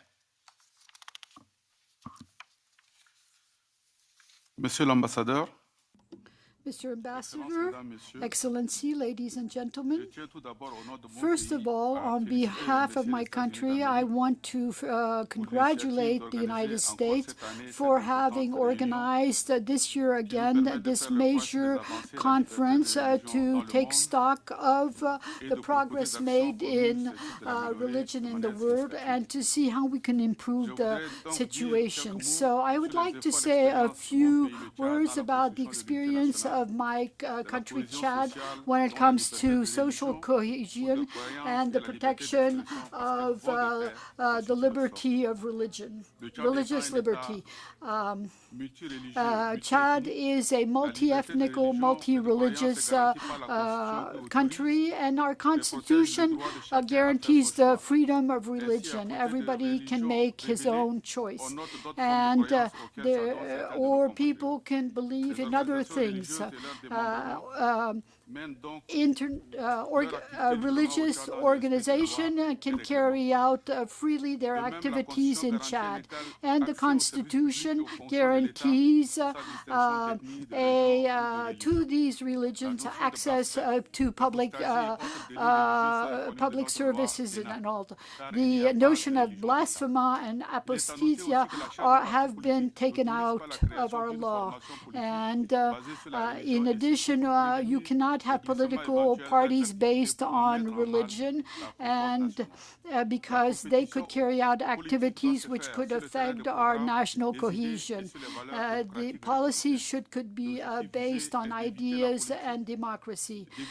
So we want to avoid politics for affecting religion. We are a secular republic, but Chad is also in favor of dialogue between religions. We want to promote mutual understanding among people because cultural and religious diversity are a factor of wealth. This is why our country has established an inter-religion platform to avoid the risk of radicalization and to serve for dialogue. And so today, the religious leaders preach tolerance, social cohesion, and harmony among groups. On the 8th of November, the religious platform organizes a dialogue among Catholics and Protestants and all other religious groups. Our president participates in this, and this shows how our president is attached to the values of peace and religious freedom. And so Chad is struggling against terrorism, violent radicalization, and anything that threatens the freedom of citizens. Like other Sahelian countries, Chad is threatened by Boko Haram and jihadist groups. I must say that freedom of religion can only be guaranteed if we eradicate the terrorist groups which exist in the world and who carry out terrorist acts by talking of religion. And so we must fight against these criminal groups in the interest of everyone. Thank you. We now recognize Italy. Thank you. Thank you, Ambassador Brownback. Thank you for your personal leadership in convening this meeting. I don't have to remind colleagues of the special responsibility falling upon Italy because of our own history, tremendous heritage, to preserve the very aims of such a conference. And this is why Italy expresses its deep concern and strongly condemns all acts of violence and discrimination based on religion or belief. defending religion freedom and advancing interreligious dialogue, both in bilateral relations and multilateral fora, are central elements of Italy's foreign policy. This is why we particularly welcome this second edition of the Ministerial Conference on Religion Freedom and want to assure you, Ambassador, of our full support in making sure that this conference produces a follow-up.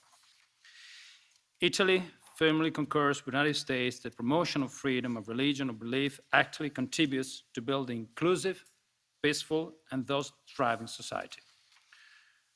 That is even more true in areas where the coexistence of different religious communities is a key element of the cultural richness of the region.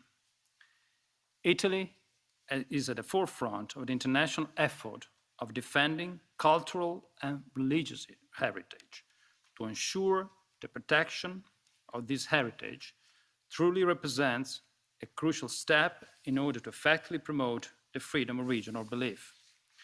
In the last year, Italy has financed several projects aimed at supporting ethnic and religious minorities who have suffered from persecution. Since 2016, we have allocated important resources to projects aimed at promoting dialogue and reconciliation among the different components of Iraqi societies in the areas occupied by Daesh, where Christians, Yazidis, Kurds, Arabs, Turkmens have been coexisting for centuries. In the last 3 years, Italy has put in place various humanitarian initiatives with the purpose of alleviating the suffering of the displaced population in the provinces of Nineveh, Dohud, Erbil, and Kirkuk. Italy has paid particular attention to the humanitarian crisis that affected the Rohingya minority in Myanmar. At the Geneva Conference in October 2017, Italy has pledged a financial contribution of €7 million for the year 2017-2018. Looking ahead, I'm pleased to announce that the Italian Parliament decided to create a fund for supporting persecuted Christian minorities in areas of crisis.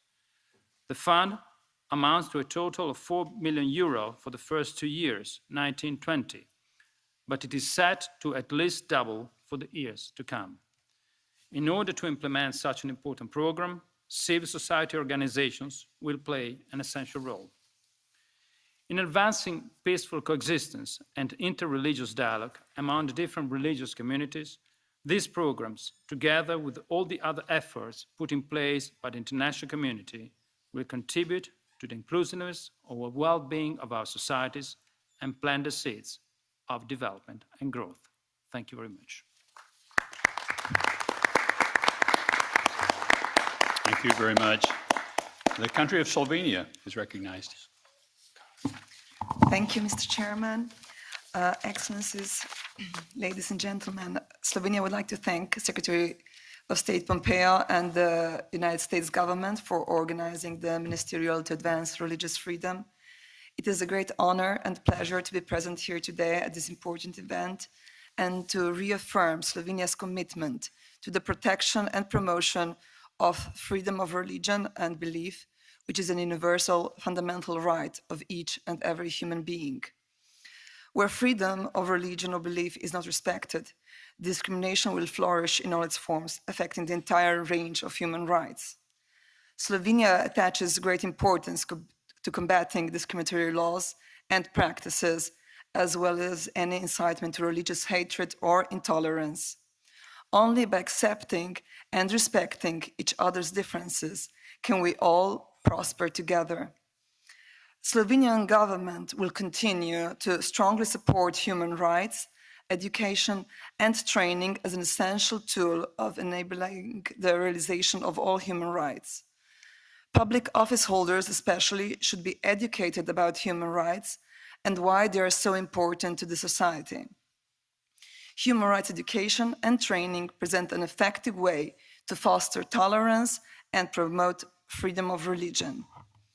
The Slovenian constitution stipulates that the state and the religious communities shall be separate and that the religious communities enjoy equal rights and pursue their activities freely.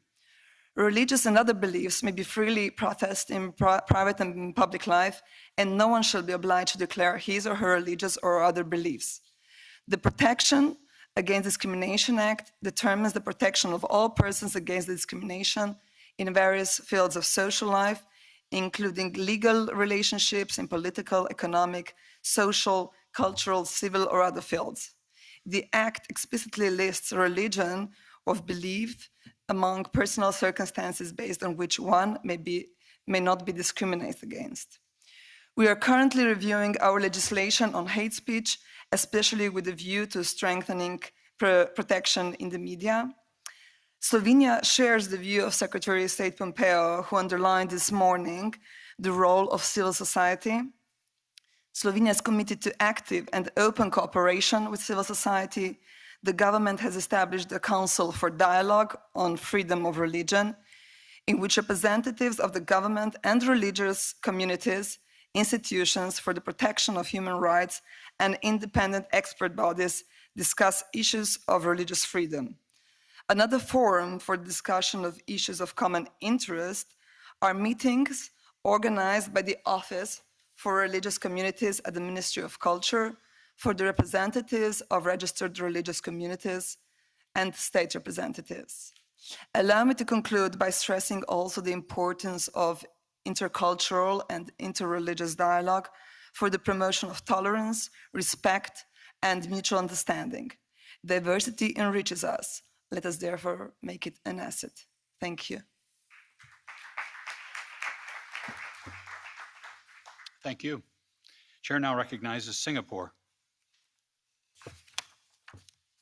Excellencies, ladies and gentlemen, I'm honored to attend the second Ministerial to advance religious freedom as representative of the Singapore government. Let me begin by expressing my appreciation to Secretary of State Mike Pompeo and the State Department for hosting and organizing today's Ministerial. I would also like to convey greetings from Singapore Minister for Foreign Affairs, Dr. Vivian Balakrishnan, who is unfortunately unable to join us today. Our discussion today on the challenges of religious intolerance and discrimination is timely, amidst rising discord, distrust, and division around the world. Allow me to briefly share Singapore's experience in promoting cohesion and understanding among different religions and races. Singapore is a very small country with a very diverse population. All the major faiths are present in Singapore. Those who have visited Singapore before know that it is not uncommon to see mosques, temples, and churches along the same street. We are proud to be a multiracial society. While ethnic Chinese form the majority, we have sizable minority populations of Malays, Indians, and Eurasians. As a small city-state with no natural resources save for our people, social cohesion and unity are of importance to us.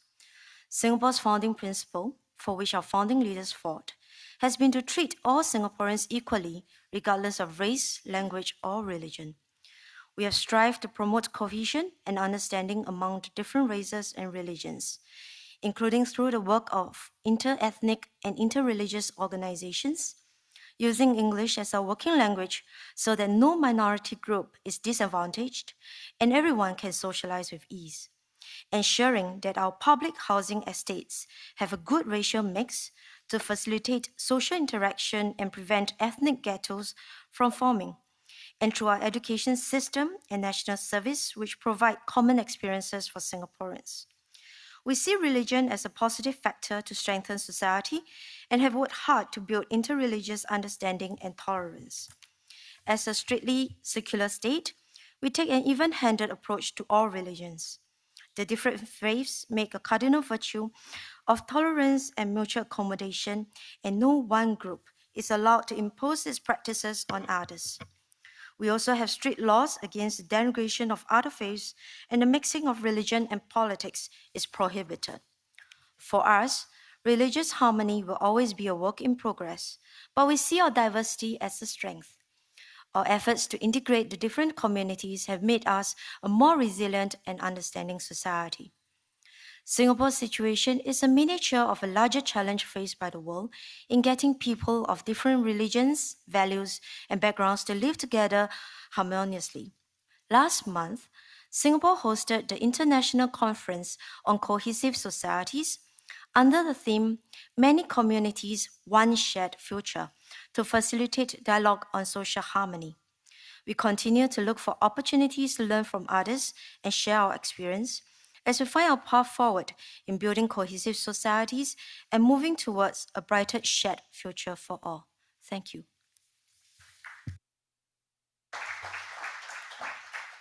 Thank you. Chair now recognizes Benin. Thank you, Mr. Chairman. Excellencies, ladies and gentlemen. First and foremost, allow me on behalf of Mr. Orléans Agbenossi, Minister of Foreign Affairs and Cooperation of Benin, to thank the U.S. government for inviting my country to this important meeting on the key issue that is freedom of religion.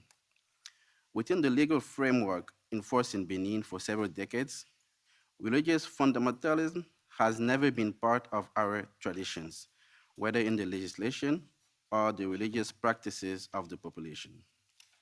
Benin's constitution establishes the country as a secular country which prohibits religious discrimination. Freedom of religion is consecrated in the constitution as a basic human right and is considered as a core principle of interreligious relations. The relation between religious communities is peaceful and fraternal. Religious diversity in Benin is one of the West African region's largest. In practice, some people mix various faiths. Some Christian and Muslim also practice the indigenous religions, better known as Voodoo. This mix of faith can be found in all social strata of the population, and it's not uncommon to find people of the same family worshiping differently without this causing tension or conflict. This religious syncretism is therefore fully embraced and accepted. Besides, it is worth mentioning that in May 2015, Benin hosted in Cotonou the International Symposium for the launch of the African Initiative for Peace, Education, and Development through interreligious and intercultural dialogue. Convinced of the fundamental nature of freedom of religion, Benin is contributing to efforts to fight violent extremism. Benin deployed over 1,000 soldiers, militaries, and civil experts to 9 international missions throughout the world. Benin also provides support to the United Nations Task Force stationed in northern Mali, whose mission is to fight religious terrorism. Lastly, I would like to share with this eminent assembly a beautiful picture which clearly illustrates freedom of religion in Benin. This is the Voodoo temple called Temple of Pythons and the Immaculate Conception Basilica in the city of Ouidah in the south of Benin. Both are facing each other and have been coexisting peacefully for several decades. Both places of worship are today parts of the major tourist sites in Benin, and I extend a warm invitation to all to visit it. Thank you for your kind attention. Chile is recognized. Thank you. On behalf of the government of Chile, we welcome and appreciate the realization of the Second Ministerial to Advance Religious Freedom. We express our gratitude to Secretary of State Michael Pompeo for hosting this conference. One of the permanent principles of Chilean foreign policy is the unrestricted respect for human rights. In this regard, a constructive dialogue focusing on combating religious intolerance, discrimination, incitement to violence, and violence against people based on their religion or beliefs is the way to preserve the ethnic, religious, and cultural diversity and a public good we must protect. Chile will continue to support the protection on freedom of religion or belief through national, regional, and international human rights mechanism. We are committed to contribute to the debates on religion and democracy, religion and freedom of expression, religion and women, religion and terrorism, among others.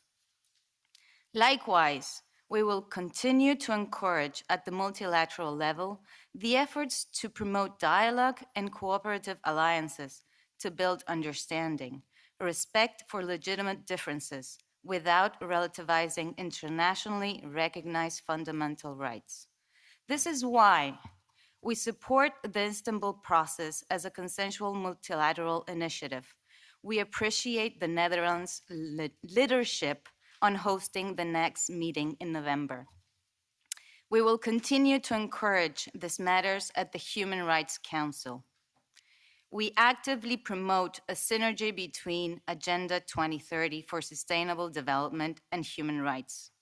We support the dialogue around the Goal 16. Strengthening institutions is one of the necessary conditions for achieving more just and peaceful societies. The full enjoyment of all human rights will only be possible in the context of a worldwide progress with the implementation of the Sustainable Development Goals. In fact, religious freedom is an essential component for a just, equitable, tolerant, open, and socially inclusive world in which the needs of the most vulnerable are met. We support the mandate and work of the UN Special Rapporteur on the promotion and protection of the right to freedom of opinion and expression, as well as the Special Rapporteur on freedom of expression at the Organization of American States. We support the work of the International Contact Group for Freedom of Religion, which is coordinated by Canada. Finally, at the national level, the National Office of Religious Affairs will continue to promote religious freedom. Currently, the Bureau is leading two major proposals, the theme Religion for the Census 2020 and the creation of a map of religions in Chile. This last project seeks to provide up-to-date information on religions in our country. In an unprecedented event in our country, last April, the Minister of National Assets handed over land for the construction of an Islamic Cultural Center and the Holocaust Museum, space that was baptized as Plaza del Encuentro, which is located in the heart of Santiago. This place for Muslim and Jewish communities in Chile is part of the commitment of the government of President Piñera to a healthy coexistence, a pluralist culture, as well as for peace, democracy, and human rights. Thank you. Thank you. That's my list. Is there any country wishing to speak that hasn't had the opportunity to speak? I see let's get a microphone to you, sir, and if you could identify yourself, please.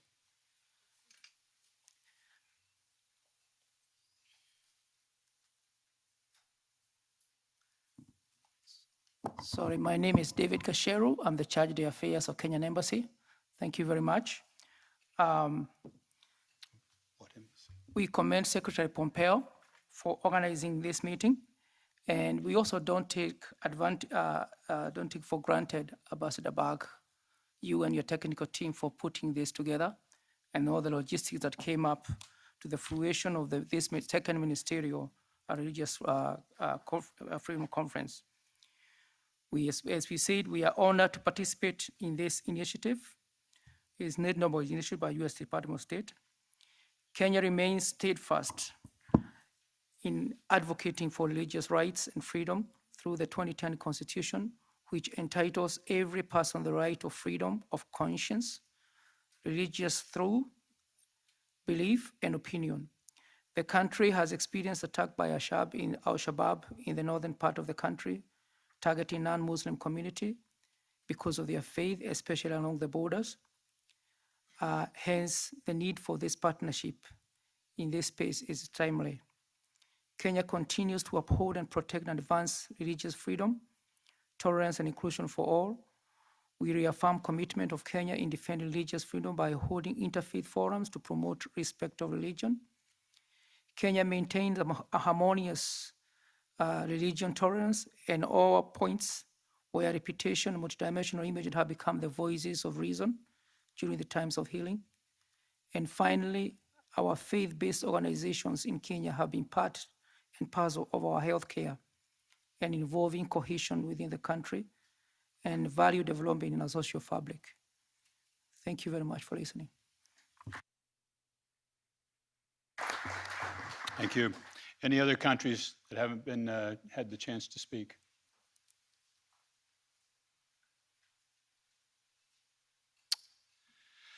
Well, I want to thank everybody for their participation. I would note this is a historic day in a number of ways. 25 years ago, Hezbollah bombed the Jewish center in Buenos Aires, killing 85 innocent civilians. We recognize that and we remember that this continues to take place. So these are the things that we hope to stop, and things of that nature.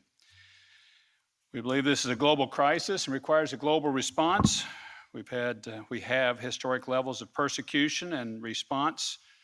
We've made history here, largest international religious freedom gathering in the history of mankind. We had almost 900 members of religious groups and civil societies, 36 panels, 186 speakers the first 2 days. Day 3, the government day, 106 governments from every region of the world. Followed up conferences announced by the Vatican, Morocco, Albania, Colombia, Bangladesh, and the Marshall Islands.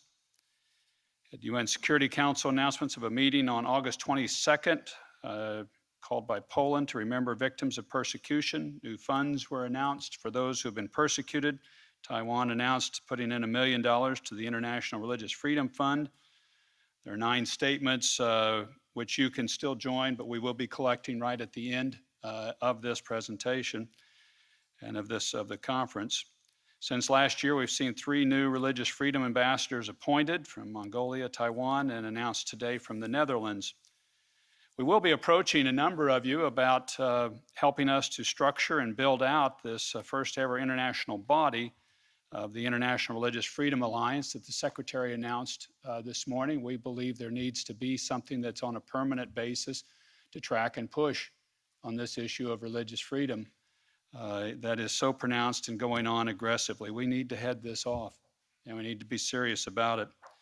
There will be grassroots efforts of the effort to form nearly 100 religious freedom roundtables all around the world, where religious leaders, civil society get together to support each other's right to religious freedom. There have been about 10 of those stood up already. I meet regularly with the one here in Washington, and we're hopeful to see those really grow around the world, so they get the civil society and religious groups involved in various nations pushing and promoting this. I have several groups to thank. First of all, you for coming and for being a part of this. You honor us by your attendance and your participation. I know this is an unusual gathering on religious freedom because there just haven't been that many before, but the crisis is so severe and significant. We felt it important, and we did it last year. Kind of got our feet wet and did it. It went bigger, and we think better this year. And more actions were announced because we think actions are needed. So we first of all thank all of you for being willing to participate and be a part of this global effort that is just so needed. I also want to thank the office team and the State Department here, my office, International Religious Freedom Office, and the people associated with them have put in a lot of hours to see this come together. As many of you that have done these before know, they don't just happen or drop out of the air. It takes a lot of effort, and I'm deeply appreciative to all the staff here at State Department and Protocol and the diplomatic security for their work of putting this all together. If you'd join me in giving them a round of applause, I would appreciate that.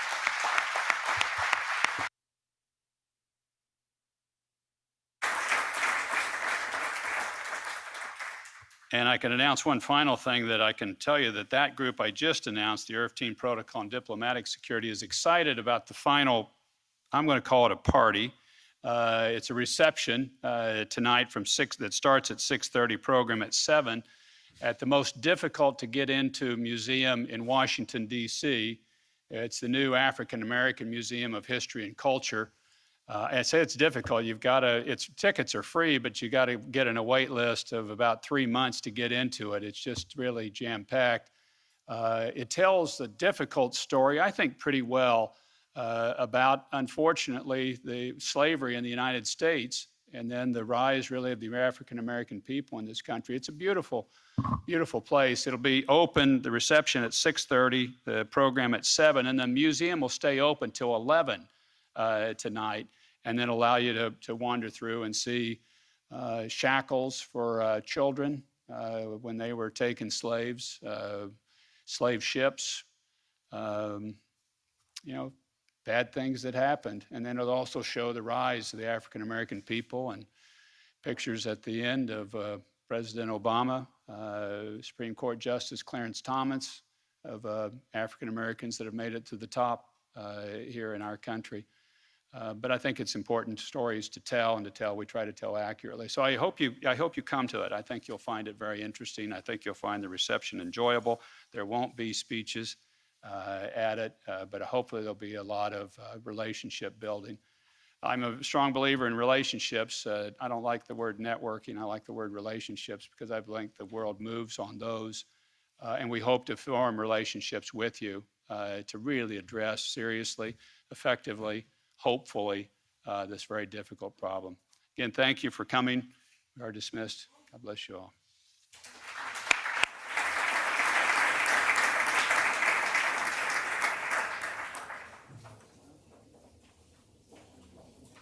Your Excellencies, ladies and gentlemen, this concludes our ministerial. Please exit the building by the C Street lobby doors.